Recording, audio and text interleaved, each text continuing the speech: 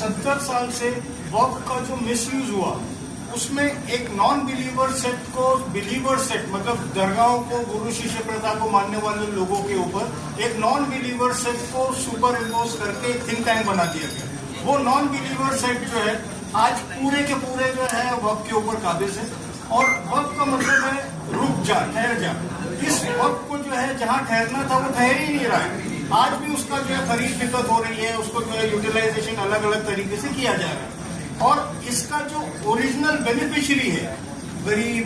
यतीम, मिस्कीन जिसके पास रिसोर्सेज नहीं है उनको जो इसका हक जाना चाहिए था उसमें से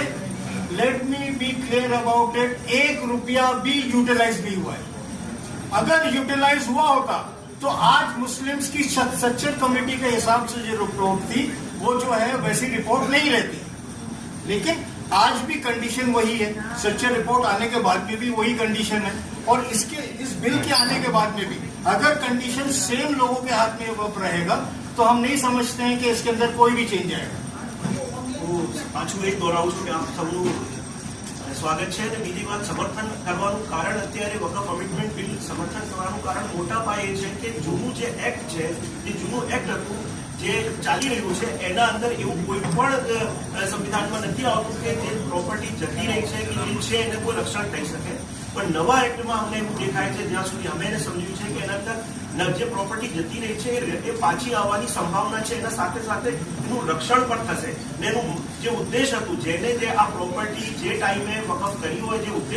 ઉદ્દેશથી એને વકફ કરી હતી એનો ફાયદો કોઈ પણ જમીન ઉપર મળી નતો રહ્યો એ રિટર્ન લોકોને મળે એ મહત્વાકાંક્ષી વાત છે। આજે દરગાહો છે કે ખાનકા છે ઇમામ બારગાહો છે કે બધી જેના ટાઈમે વકફ કરવામાં આવી જેના જે વ્યક્તિ દ્વારા વકફ કરવામાં આવી એને શું એનું કારણ શું હતું કે એ ચાહતો હતો કે આ જમીન વકફ આપવું તો આ સૃષ્ટિ ઉપર રહેવાવાળા મનુષ્યને કઈ ફાયદો થાય એને એમ નતું કે આ માફિયાઓ દ્વારા લૂંટીને અહીંયા બિલ્ડિંગો બનાવી દેવામાં આવે અહીંયા સોસાયટીઓ કાપી દેવામાં આવે કે પર્સનલ યુઝમાં જતી રહે એ જતી રહી છે બધી પ્રોપર્ટી તો જેનું જે ઉદ્દેશ છે એ પૂર્ણ થાય એ અનુસંધાને અમે આ બિલનું સમર્થન કરીએ છીએ।